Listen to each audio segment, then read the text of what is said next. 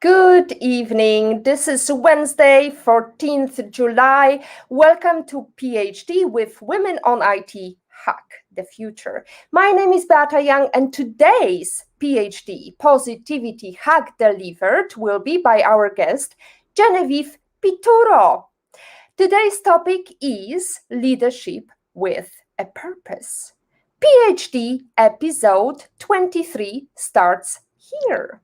Let me remind you, this is a grassroots community that focuses on women on IT, an inclusive forum of women in technology, startups, and female leaders who are supported by men as well.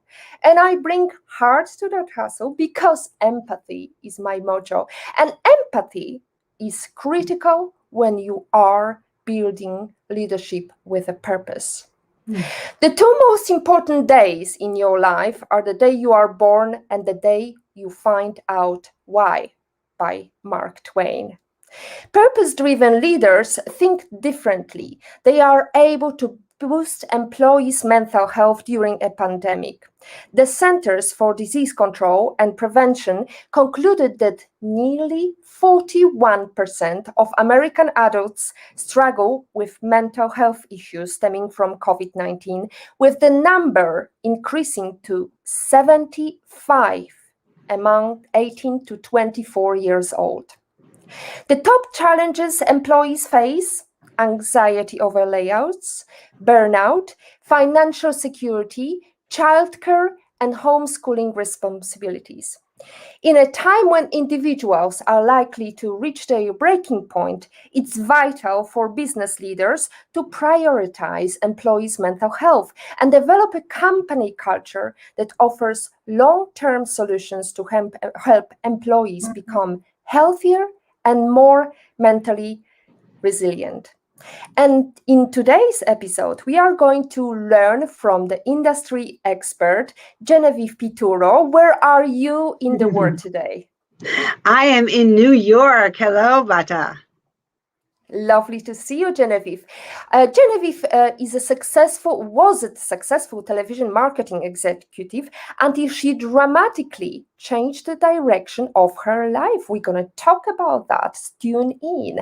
She found her true purpose when a sudden voice inside her head challenged her life as she knew it. Genevieve is now a best-selling author, professional speaker, personal strategy coach, and consultant, sharing life and leadership lessons she learned through her pajama program journey. Her book, Purpose, Passion, and Pajamas: How to Transform Your Life, Embrace Human Connection, and Lead with Meaning, was released in August 2020. So it's nearly a year since then. It's time to lead with a purpose, time for Women on IT Hack the Future. Genevieve, what led you to this interesting career path? Oh, well, growing up, Beta, I wanted to be that female executive like Mary Tyler Moore. I don't know if you watched her when you were young. I watched her.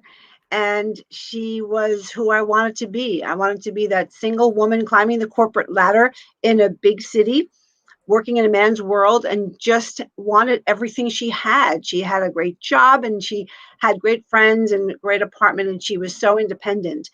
And it was a struggle for me because I was the first of 4 children born to my parents who were Italian, my father off the boat. So they expected the traditional get married and have children route for me, but I had that idea that I wanted to be that single career girl. And I followed that dream for 12 years. And I have to say, I had a good life. I enjoyed it. I love the excitement of it.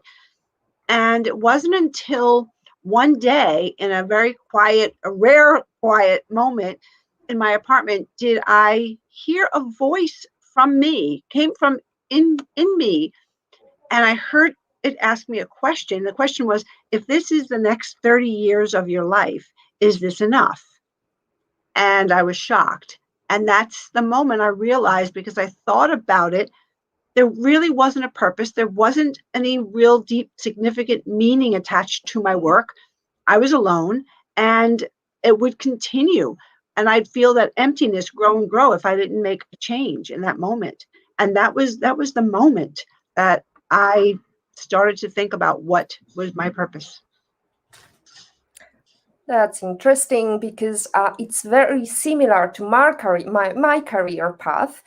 Although at the time I didn't really realize the meaning, how important the purpose is in your life, until I started leading this voluntary organization. And there is actually a saying that you can become a true leader when you see that people are following you even though they don't have to, because they put their effort, they are not paid, they have to attend meetings, they have to do something for free. And that's when I realized that's the true meaning of leadership. That's the most difficult part of being a leader, to motivate people and be able to make that purpose visible to everybody. How was it for you? How was your purpose spinning to get others excited about your purpose? And we'll get to that purpose, and you can explain a little bit what was that purpose in a moment. Okay. I love that saying. I love what you described as leadership. That really is so true, and you put it so well. I think we all have a story. We all have a purpose, and I think most of us don't realize that, or don't think that there is something special that we were here to do. And there is. It's that nudging, and if you ask someone, you can see if they're sort of embarrassed to tell you, or it's because they don't feel that they really can make their life their purpose. But we all have that. And once you discover that, and you share the story, and you share why you feel so connected to it, it brings other people who resonate with you, who've had the same experience, or who can feel what you're feeling. We all come together, and there's so much strength in that. And I think that's why it's so important for the greater good, for us to just honor our purpose and share it. Thank you, Genevieve. I think it's now time to reveal what was your purpose and the story behind it, because it's really beautiful story. Thank you. Well, that day when I heard that question about if this is the next 30 years, if this is this enough, and I realized the answer was no, in the next few minutes, I realized that I hadn't followed that traditional path of getting married and having children, but I did want children in my life. And I immediately thought of all those news articles and all those programs where I learned and saw what happened when children were neglected, and where, the police had to step in, and the social workers, and what a traumatic time, and so sad for those children, and even the families who can't cope. And I thought, if I could give some comfort to these children when they enter the shelter, maybe that would, fill my heart, and be able to share my heart with them. So I called the shelters that I knew and found about, and asked them if I could come and read at night, read them storybooks. And I was welcomed in. So I started to go to shelters once, twice a week, different ones around my town. And I would sit on the floor of a shelter in this room that was pretty bare. And the children who were recently brought into these emergency shelters were escorted in by the staff, and they sat on the floor with me. Now, I'm in my business suit. I didn't know what to expect. And you can imagine some of the clothes they were wearing, and how they felt, and they were so afraid, and so shy, and so quiet. And they sat on the floor, and for 45 minutes or so, I'd read stories, just read and read. They weren't saying anything but watching. Some of them were crying, and they were just calm, and I was calm, and I loved it. I felt connected to them. I'd see them, we'd lock eyes, and I would just hope and pray that I was connecting and bringing them some comfort. I didn't know what would happen after or before. I didn't know what happened before. But one night before I left, they were taking the children to go to sleep, which they did when I was leaving, and I followed. And Beto, when I saw that room they were going to sleep in, little ones, 5, 6, 7, 8 years old, 2 or 3 on a surface, nothing to change into. They were so afraid and so alone that I had these memories rushing to me of my mom at my bedside and my sister's bedside and my brother's, and all the love and the fun bedtime was. And of course, storybooks, but pajamas too. And that was missing. And so I asked the staff if I could bring pajamas the next time. And they thought that was a lovely idea. And I did. But what happened was when that aha moment struck again, and I started to hand out the pajamas after I read the story. And one little girl was so afraid of me and to take them. And she kept shaking her head, no, no. And I kept trying, and she just kept moving away from me. But she didn't want to leave the room. So she watched me with a staff person give them to all the other children who took them and went into that room to go to sleep. I went over to her again with the pajamas and I tried. And I said, honey, these will fit you. Feel how soft they are. Don't you want your pajamas? She whispered to me, Miss, what are pajamas? And that was the beginning of the end of any reason I felt I was working for, and the beginning of an obsession for bringing these children that the comfort and the love and remind them that somebody cares in the form of pajamas and books. It's beautiful story. It's really makes us rethink our first world problems, because there are kids out there who don't even have pajamas. Not to mention somebody who can read a story. Sorry for the cat. That's one very talkative cat that is sleeping over at my house today. Doesn't have a pajama, but I hope it's gonna be fine. So we have a lovely message from Olga Vasina. Great comment, Genevieve Pituro. I think it's time also to show our lovely audience. We can see it on your background, Genevieve, but I think it's time to show the poster for your book released last year. It's a beautiful book, and what kind of propelled you to write this book? What was the reason why you wanted to put it in writing? Well, throughout the more than 20 years of growing the nonprofit, which I named Pajama Program, I've always mentored and I've always helped when someone said, you found your purpose and you made this change. I'm thinking about doing something and I've always wanted to do this. And I wonder if I can talk to you about, the first steps of how I could do that. And I loved sharing it. And it was because everybody has that purpose. And sometimes it happens because of an aha moment. Sometimes it's a personal situation that people see, I can change this. And that's where they start to become passionate about something. So I loved mentoring and teaching, and I started to write a little bit. And I've always spoken. I've always told that story and all kinds of stories that have happened since that moment with that little girl, and all the people that I've spoken to who resonate, who felt her as if she was there telling the story and not me. She was there saying to that person, I don't know what pajamas are. And all those people who felt her heart like I did all came to support Pajama Program. And over these years of talking about it, speaking, mentoring, writing articles and things like that, I knew that I wanted to tell the story in a bigger way. And I knew that one day I would stop being the day-to-day executive director of Pajama Program to talk about the bigger issue for me, which became how important it is to find your purpose. So that's why I wrote the book. Came out in the pandemic, a challenge. We all had challenges. That's been mine. And speaking too, which I'm hoping to get to in person. Fabulous. Genevieve, I wanted to ask you about the purpose. Let's go back to the beginning, leadership with a purpose. But how do I find that purpose? And I remember we talked about our leadership approaches just 2 weeks ago with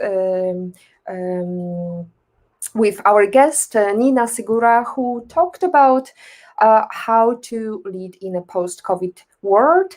And I mentioned the speech made by Oprah Winfrey, who was talking to the recent graduates of a college, and she said, you know, everybody's trying to find a purpose, and these recent graduates are thinking they're gonna get the best job. They send so many offers and so on.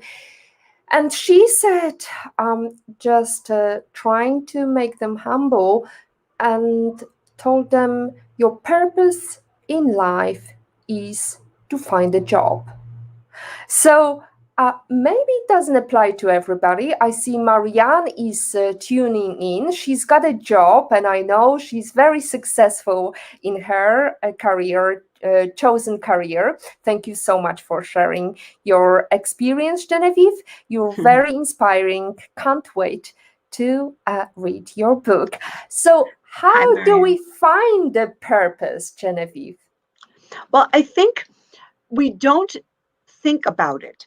I think most of us expect to find a job after high school, after college, after whatever schooling.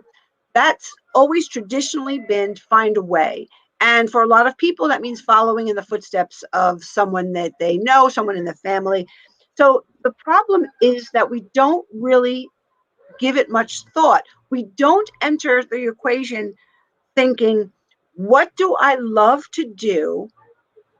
What am I good at? How can I marry that so I am sure to find something that I can do every day for 30, 40, 50 years? Because it's a long time to do a job.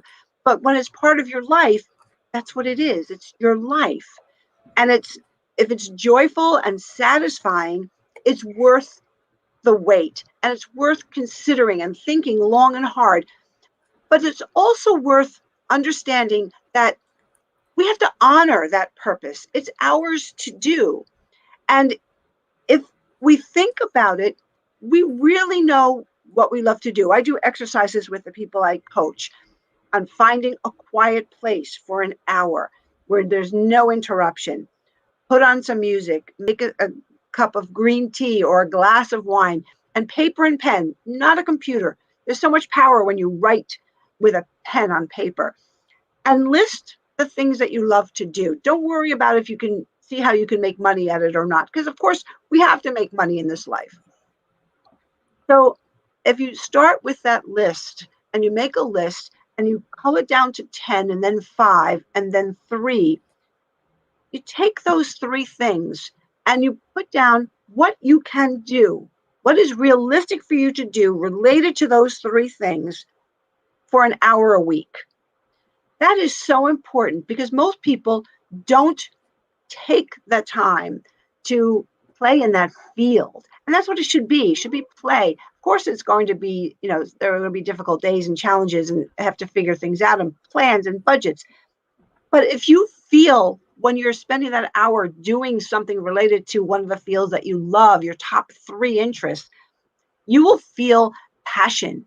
You will feel fuel building. And those are 2 things that we need for stamina, for perseverance, to stay the course. We need that passion and that fuel, because if we don't have that, we're gonna just fizzle out. Mm. That's a very, very good description. Don't fizzle out. Focus on the things you love doing. But then, when I think about the starting point, so many of us mix the position with the leadership role. So they get this new exciting position as a manager, as a boss of some funky name. And every time you climb a step, you have to put another foundation underneath for leadership, because it doesn't really, it's only the beginning, because the key to getting people to be successful is to put them where their strengths are, and knowing them and listening to them. Your team has to be equal with the level of your dreams. So whatever your purpose is, they need to know about that purpose, right? That's how you stay on the same page. But then on the other hand, Genevieve, I think we've seen it in so many corporates. Not everybody is buying into this purpose or that dream. So what is the way to make people follow you? Well, you're absolutely right. That is the number one problem with workers. They don't feel that they understand or that they align with whatever their boss wants them to do, and they certainly don't feel like they matter in the company. So that's why so many people leave. It's really that simple. It's the relationship with the boss and how they feel about their position. But it's so important, especially for purposeful leadership now, for a leader not just to understand the purpose, which is more than reaching a number for the bottom line. Every company has a purpose. If you are making boxes, there it will help someone somewhere. It's a convenience for people. It's as simple as that. And knowing the difference it makes to those you're serving, because every one of us is serving a group with no matter with whatever position we're in. And it's understanding that it is very important to those people that we serve, that we exist and that we exist and do the best job possible for them. So when you put it into um, empathic, compassionate verbiage and you share that with those who are on your team, then once they understand that it's more than a bottom line and that there's a place for them, things change, but they have to be considered. It can't be an old-fashioned rule of I make the rules and you go along with it. Of course, the leader is responsible for getting to the bottom line and for bringing a team along with him or her, but bringing that team along is an art, and including them and finding what makes them tick. What does each of your team members need to know to feel like they're part of the group? And there's definitely a way for whatever that individual needs to feel to incorporate it. And it's just taking that care, taking that time to find out about your team members, which I think for many years wasn't happening in the corporate culture anywhere. And it's starting to happen now because people are realizing everybody wants meaning at work, not just in their personal life. Hmm.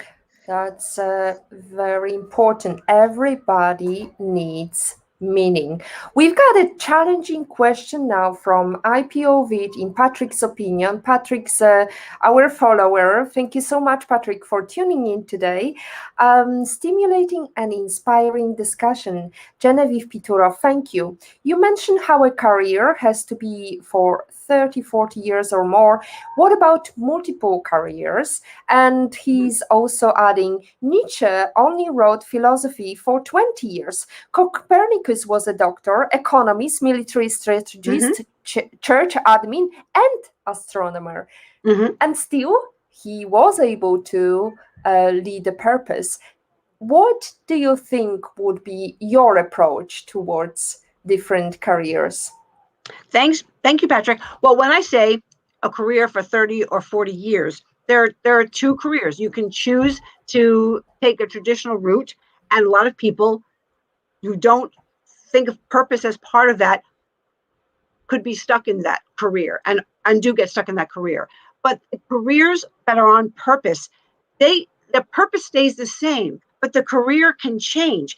For instance, what we're talking about, my purpose was to start pajama program and get these children pajamas and books. 20 years.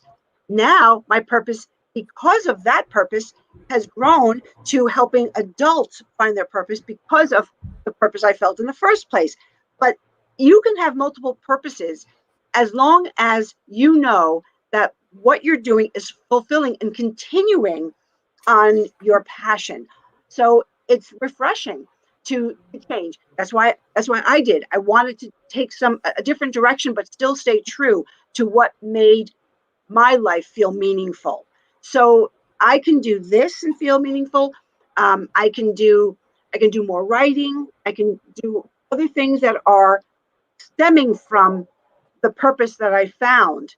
And you don't always know what that is, but if you're on purpose, it can transform to different careers or different paths under the purpose, your purpose umbrella. So that's how I feel about changing careers. Absolutely wonderful. And it's very different when you're changing careers under your umbrella purpose and feeling purposeful. And Mm. it's not so happy when you are staying in a career for 30 or 40 years or jumping around to different careers that have no tie to each other and no fulfillment. So, in other words, you also have to be capable of leading yourself. And Patrick just said, thank you, Genevieve, enjoying your creative approach to life, purpose, pajamas, and beyond. Oh, and Mary Tyler Moore, awesome role model. I couldn't agree more. So, when we talk about leading yourself, I think of things like daily routines or approaches. How do you start your day? Do you have some success principles? Is there anything that you do that makes you focus and become a leader for yourself? I meditate every morning. That was not something that I grew up learning, and it was not something I did in my first life. I ended up getting married at the beginning of Pajama Program, and I know the universe.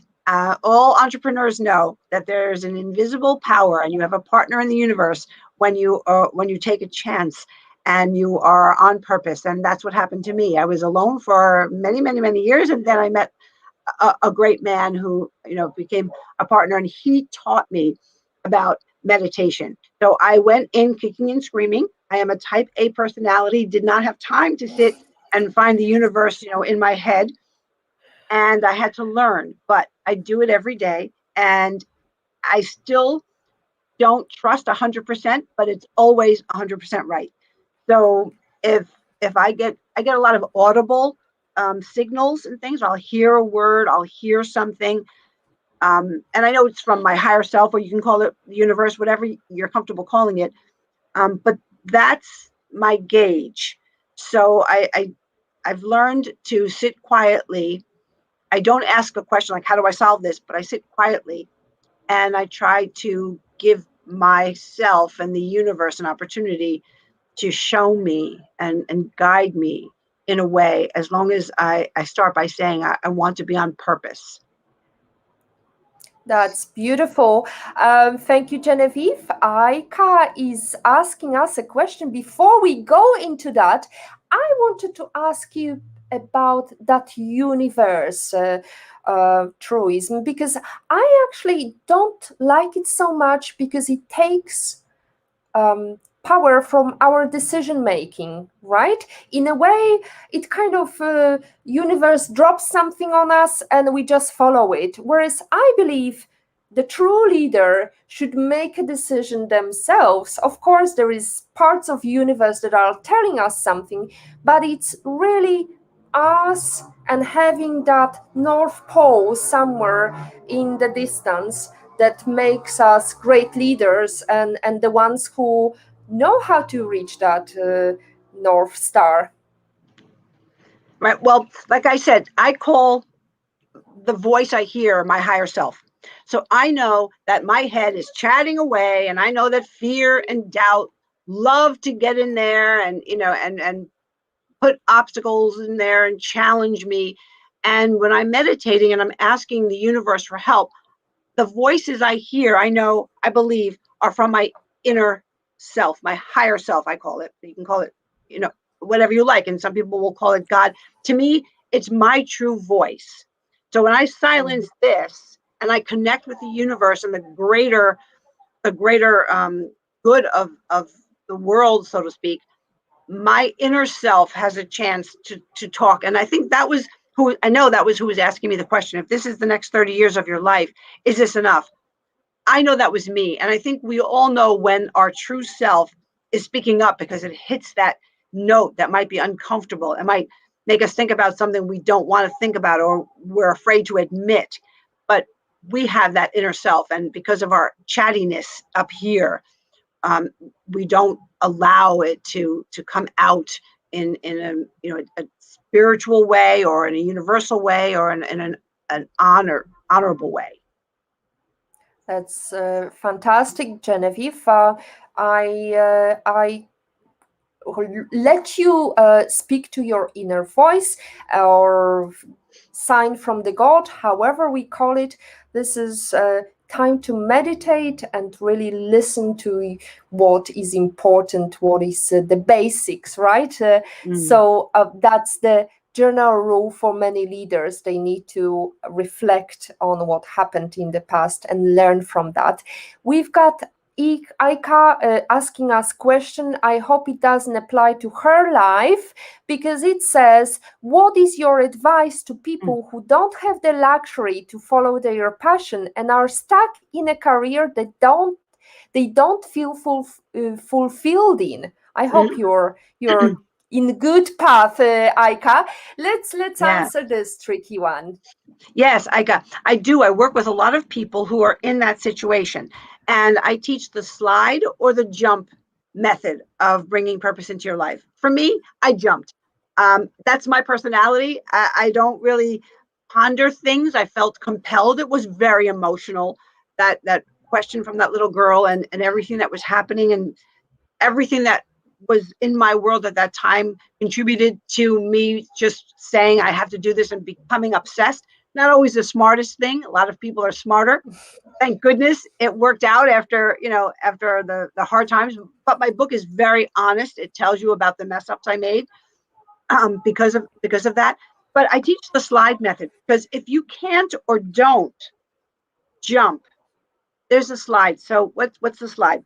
Basically, if you're working and you need to stay in your job, that's fine. That's understandable, and that's okay. But we have put too many things, especially during this last 14 months, too many of our purpose-led passions, and too many things that we love to do that bring us joy and relief from job that we don't love. We've put those things on the back burner, and these last months, further back on the back burner. So many of us say, when the kids are off from college, when I have enough time, when I retire, I'm going to take singing lessons or take piano lessons, or volunteer at a dog sanctuary, or help the homeless, help the children, visit cancer patients. But that's the worst thing we can do, because that's a sign to ourselves that we may never, ever have a right to that, or bring it, or have time to bring it into our life. So stop the thinking, is what I tell my clients. Make an hour a week, same thing I said before, to do one thing on what you would love your purpose to be. So if you wanted to be a singer or a piano, take a lesson. Sign up for lessons. If you want to dance, same thing, take a lesson. If you want to get to know horses and you've always wanted to work with horses, find someone, talk to them about the horses that they train or the horse farm that they have. There are so many ways to spend 1 hour in that world that you want to do. And even talking to somebody and connecting with somebody on LinkedIn, reading about it, that will change everything, because it's a sign. It's telling yourself, I am living this as much as I can right now, and I'm going to love every minute of it. And it's going to change how you feel about everything if you do that. Everything. And it's going to change how people feel when they're with you, because it's just going to you're going to be contagious, and you're going to talk about it and share it with a passion that you might not about your job. It's going to change things so dramatically. It's amazing. Thank you so much, Genevieve. That's beautiful answer. You talk about, I would say, influence, because it's a perfect measure of leadership. Nothing more, nothing less. It's like how much you influence. The number one question I think a leader wants to know is, how do I increase my influence? That's a good question. Um, I think for me, I think I would ask myself, how can I connect with more people and share our stories and find out what contribution we can make to each other's lives. I have so many stories about the human connection, which is why it's the subtitle of my book. And after every chapter, I put in a heart of the matter section where I put in life lessons I learned. And the thread throughout is how powerful the human connection is and how much success you can have and you can share with other people and you can give them by taking the time to learn about them and not just be the one talking, but be the one listening and sharing the stories. Because it's amazing what compassion and empathy and just interest can develop once there's common ground. And we've all seen through this pandemic the incredible kindness and the incredible time spent with people, strangers, getting to know someone and taking the time to stop and ask a question of them. So I think influence, I understand that. And of course, a leader needs to influence those that are on his team or her team and that need to know that they're one solid team. But I think I'm struggling a little bit with the word influence. And I hope that the human connection description that I gave sort of answers that. Well, it wasn't in the meaning of we've got so many influencers nowadays, hashtag selfie, and there are Right. thousands I of know. influencers. That's not kind of Yeah. influence I had in mind, but Yeah. and somehow it got spiraled out of the control, and we don't really think about it in a positive way. And Mm. today's topic is positivity hack delivered. So we are talking about the leadership with a purpose. Aika is thanking you for that wonderful advice, Genevieve. Kudos to Women on IT, great episode. Thank you so much, Aika. I hope you are following Women on IT on YouTube, Twitch, and Facebook, as well as Instagram. We are talking about the leadership with a purpose. We are trying to nail down how to find a purpose. And let's go back to your book, Genevieve. If this August is going to be 1 year, can you tell us what was it publishing a book during the pandemic like? Crazy. It was very quiet, as you can imagine. All the plans that we had were changed drastically. So instead of any in-person signings or celebrations, it was on Zoom. And actually, I know that you might be looking at a storm coming. On my launch day, on my launch Zoom with lots of family and friends and supporters, I lost power and I went down. And I eventually got back on the phone, but not for at least 15 minutes. And thankfully, my friends carried on. So it was, I was happy that it came out. I decided not to ask to change the date when I realized we were still going to be in the pandemic, because I did believe that there was a reason. And I hope that all of the lessons in the book do resonate with people because of what we've come through and finding purpose. And it seems to be on everybody's mind now. And I think it's because we've all gone inward. So I'm thinking that there was a reason the book came out when it did. Beautiful. Well done, Genevieve. And that brings me back to the purpose and the leadership, because when we are preparing ourselves to become a leader, we have to be also capable of waiting for that storm. Every summer there is a storm season in Malta.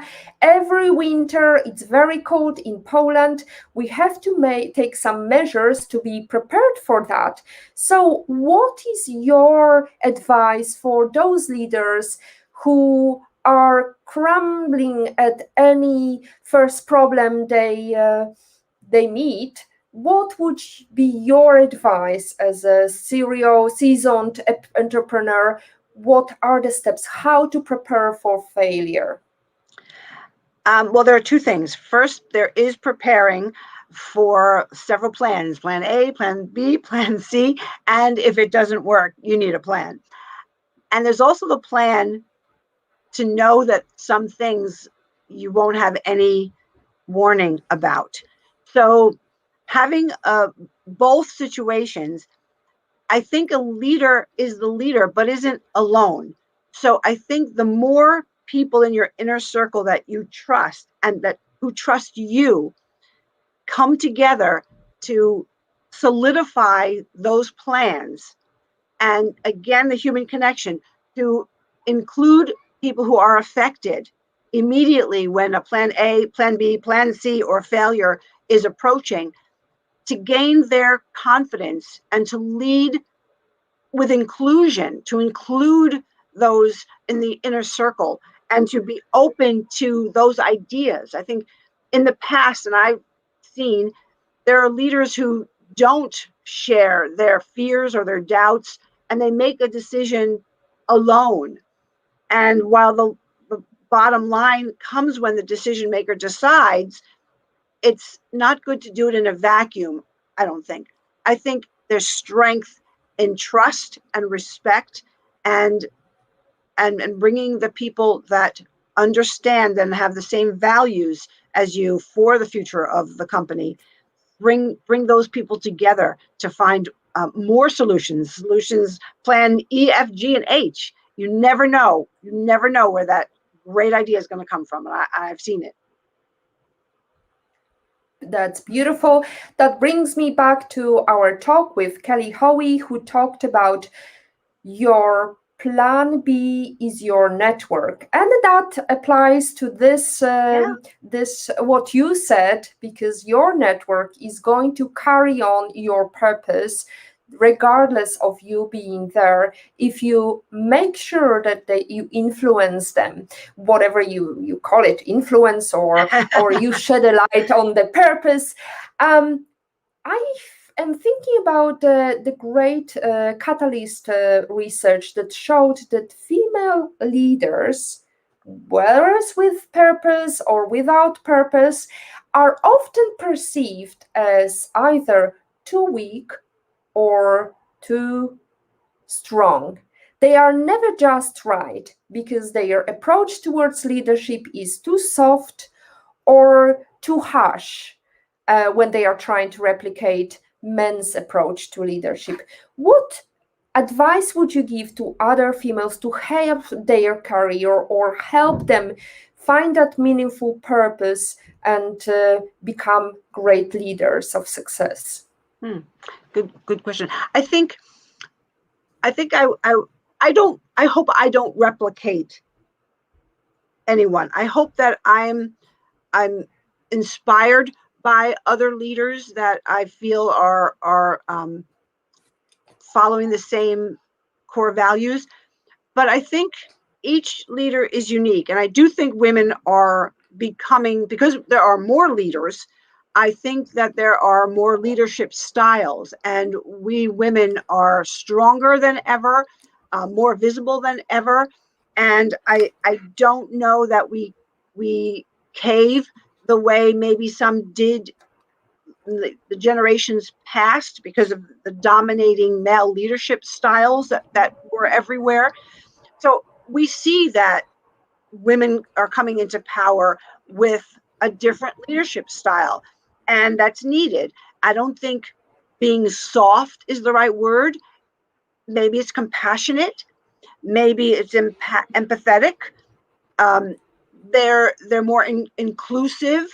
They We try to understand and find a way for everyone to get something in order for us to, as a leader, reach that goal. So I think that that's changing. It's still there. I understand that there's still a ways to go, but I think that we're seeing some really strong and fabulous leaders who are women coming into their own and gaining support from men and women and of all ages, which is important. So today's discussion is focusing on those underrepresented in technology, business, and startups. So my question to you and many leaders, followers, or females or minorities that are trying to get into this underserved areas. What are the top 5 soft skills or career-driven females, in your opinion, should have? Make sure I understand. The 5 soft skills, are you asking? Soft skills, yes, because there is this perception of we need more women in technology that finished whatever Harvard University or MIT or anything that is very technical oriented, and then they struggle because there is this revolving door that never stays open for them. They stay at the bottom, they never get to the top. So soft skills are those that matter when you want to go up the career level. So what do you think are the top 5 soft skills or career-driven females, in your opinion, should have? I think trust. I think there needs to be trust both ways between the individual and those who are responsible for supporting the upward movement and those who are supporting her as a leader that are part of her team. I think there has to be mutual trust there. A leader is trustworthy, and I think that's maybe the top the top trait that a leader, I as a leader, strive for and hope I have gained the trust of people. And that goes hand in hand with respect too, for being an individual, being our true self, and making the decisions that reflect our values and the values of those who are part of our team. I think compassion is very important now, for each other as individuals, for what we've been through, what we go through, what's happening in our lives now. I think that's part of being a good leader, because you want people to feel that you understand and that you care what they're going through, and they wouldn't know that if you didn't ask, how are you, what's going on, if you didn't know what's happening in their personal lives, a little bit. You have to dig deep, but it just makes it a little easier to get to that trust point if there's compassion and interest there.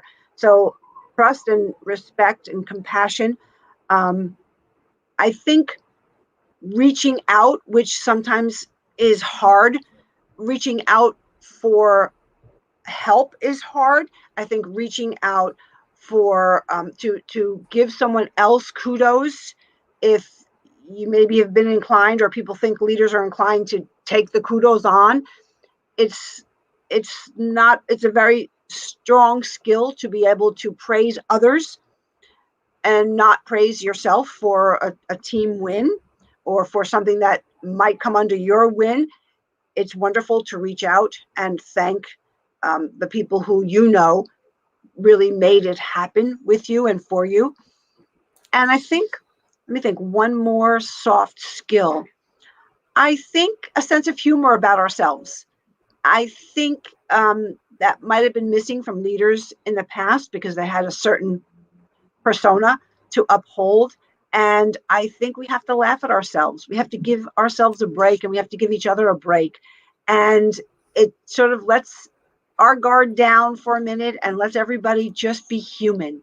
And I just think being human is the best thing we can be.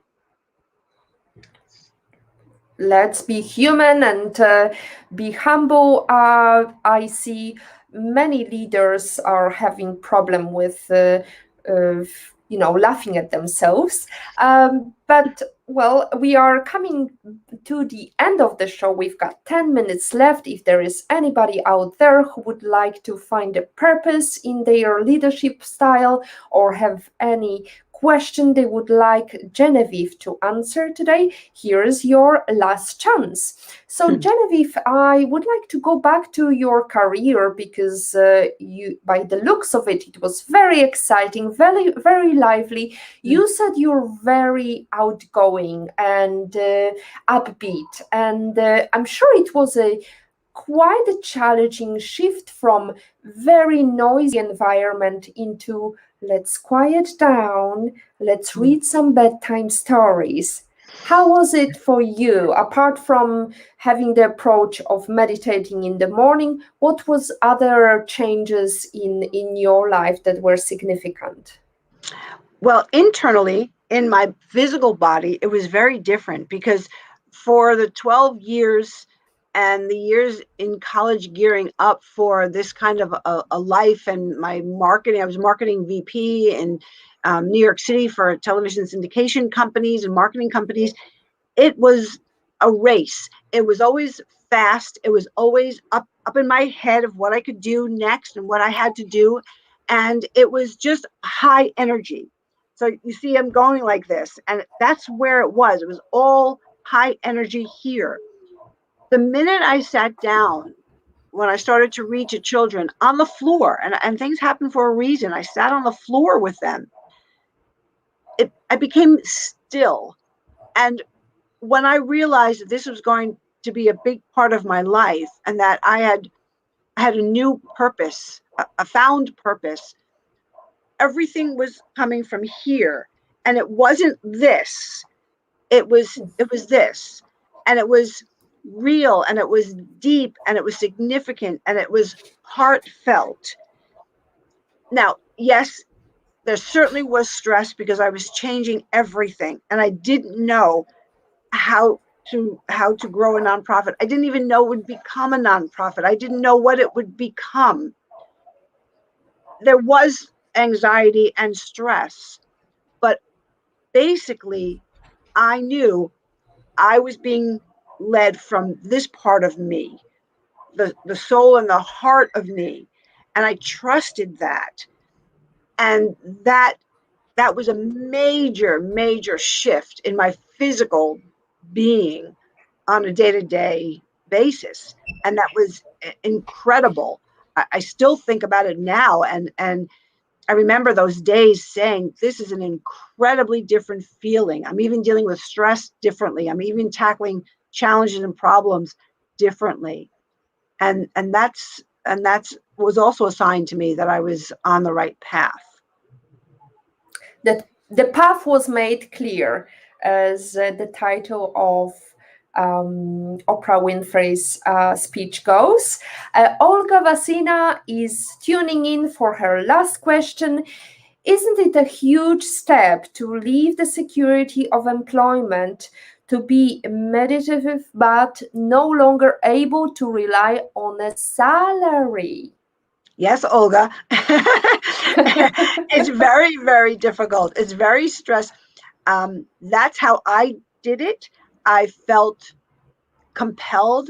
I felt I would figure it out as I went along. And I always said, and at that point I met, this wonderful man. I always said I could find a job anywhere if I have to. I could work in retail. I could work late hours if I have to do this and meet with people to tell them about pajama program during the day. I always knew that I would find a way and that there was a way. But for a lot of people who don't want to do that, it makes sense to do the slide method. And you still feel that sense of purpose and you still feel fulfilled if you include what your purpose is, even in a small way. It changes everything. And you may surprisingly find a way to make the money. Beautiful. We love making money Yeah, and it's doing important. something good simultaneously. So, none of us are able to achieve success without some help along the way. Is there any particular person you are grateful towards who helped you get you to where you are at the moment? Can you share a story about that? Well, sure, absolutely. I wouldn't have known that something was wrong with the bedtime when I was watching these children, or I knew it would be wrong, but I didn't have anything. I wouldn't have known how to compare it if I hadn't had my mom's at my bedside. And I tell her all the time, pajama program is because of you. And my mother was really the first one who, when I went to her to say the crazy thing I said to people who, thought I was crazy for leaving my career, instead of saying what they said was like, are you crazy? Why would you do that? She said, I don't know how you'll do it, but I'm sure you'll figure it out. And that was incredible. And then when I met this great man and I realized I had to tell him that I was considering jumping off the corporate ladder and I wasn't going to be that career girl or make that salary. And if we were going to get serious, I wouldn't have a salary. So I told him my idea and I told him what was happening in my heart and soul. And I told him the same thing. I'm thinking about quitting my career and just going to give children pajamas and I'll figure it out. And he said, go for it. So even through my book, when I was causing trouble and we were having, issues, I threw that up to him all the time. And I said, you told me to go for it. And so I'd say my mom and my husband. And of course, so many supporters as Pajama Program grew. But personally, at the beginning, at the hardest times, my mother and my husband. Beautiful. That reminds us of the fact that women on IT are here hacking the future thanks to your support as well. So we welcome anybody who wants to join our cohort. You don't have to be female to be one of us and support us. Check out our website, check out our videos. We are more than happy to have the intro call if you would like to ask. So tell people, and they may forget, show them, they may remember, but involve them and they will understand. That's Confucius, and I think it's very telling when you're trying to show the purpose in life. You call life lesson heart of a matter in your book. Can you tell us what is your heart of the matter or life lesson quote and how was it relevant to you in your life, Genevieve? Oh, my favorite one, that is so easy. And it took me all these years to realize it. Even before I started Pajama Program, and I know for so many people, we've heard the phrase, the power of one. Look at the power of one, how much one person changes things, how much one idea, can move people and things forward. It's the power of one, the secret of the power of one. But no, I have learned the secret to the power of one. The power of one doesn't change things. It's the power of one another that moves mountains and moves people. And it moved me, definitely, Genevieve. I would like to ask you at the end of the show, are you working on any exciting new projects right now? Yes, I announced yesterday the Find Your Purpose Summit in person in New York, October 2nd. So it's for people who are thinking about their purpose, who don't know what to do for the first step, who want to learn the slide or the jump method, and to be together and to be inspired by people who have been through this journey, people like me who understand people who will be sitting there thinking, fearing, can I do this? Fantastic. And you also told me about the fact that you're moving on to your own journey. You're letting somebody else lead your original NGO. Can you tell us a little bit how was that decision in your life? What impacted it?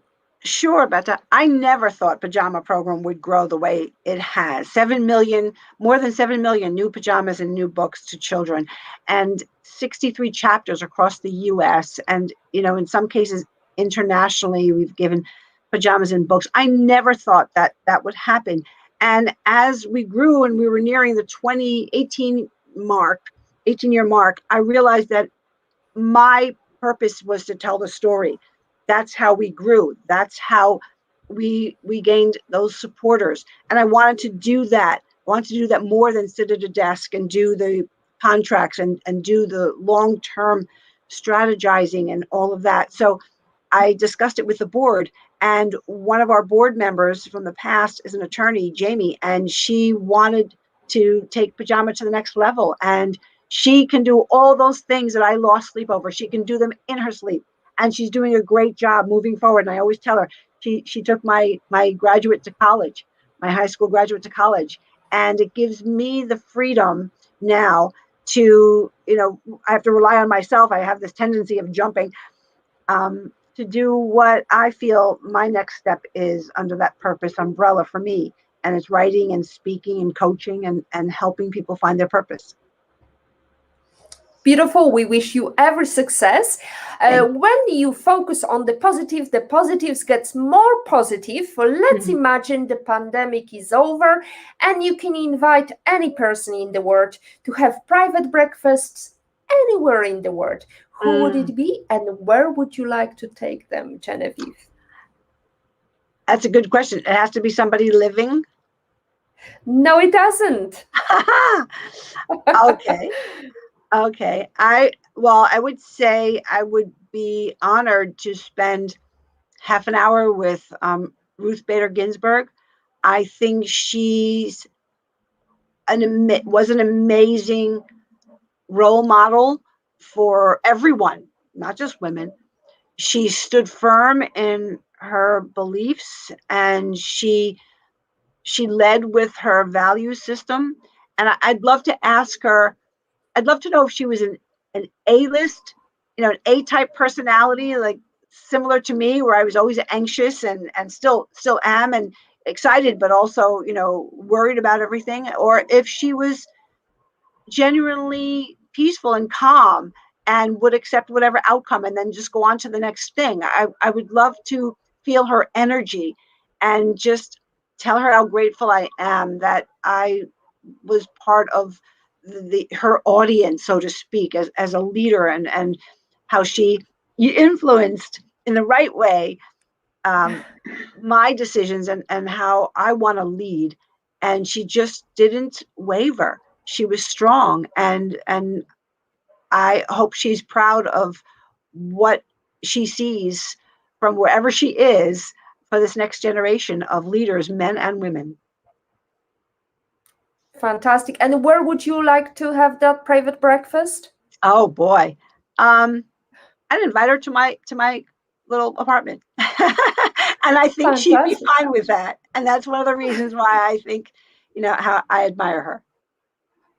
It's beautiful. I guess Supreme Court Justice Ruth Bader Ginsburg definitely had some meditation time, because judging by how beautiful quotations made by her were, I think there was definitely a level of being calm involved there in this deep thinking. Genevieve, it's been wonderful experience. You ask me if it has to be somebody alive or not. If it did have to be somebody alive, who would you invite as an alternative that is alive, and you could have a private breakfast in your apartment tomorrow, let's say? Wow. I would want somebody of a younger generation. I'm trying to think of who I might ask, who has somebody who is about 25, a young lady. I'm trying to think of one, the young lady, Greta, who is standing up for, who is standing up for a cleaner earth. I think that's amazing. I think there are more and more young people who are demanding that purpose be part of their life, whether they are being hired and they're asking the people hiring them, what do you do to give back? What does this company stand for the greater good? And I think she's definitely one of the outspoken champions at any age, but at her age, I think it's extraordinary. And I'd want to thank her for that and for opening doors for the next generation. Beautiful, and for being inspiration, being influencer, as it were.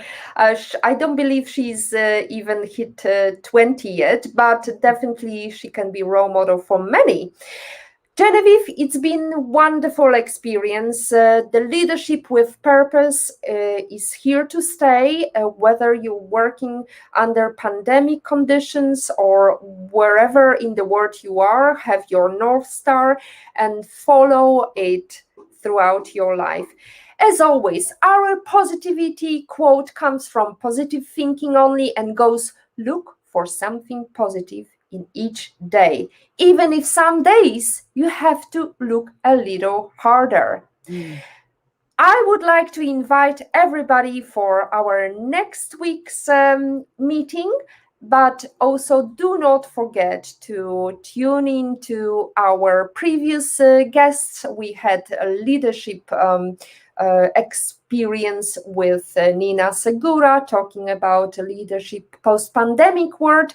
And I would like to remind you that we are going to stay here in the summer, in the heat of the summer, because our North Star is to create more leaders in technology that are somehow neglected, whether it's female, whether these are people of color, different backgrounds, different life experience. If you don't like something, change it. If you can't change it, change your attitude. Maya Angelou's quotation is always in the vibe. Today is your day to hug the future, hug the positivity you want.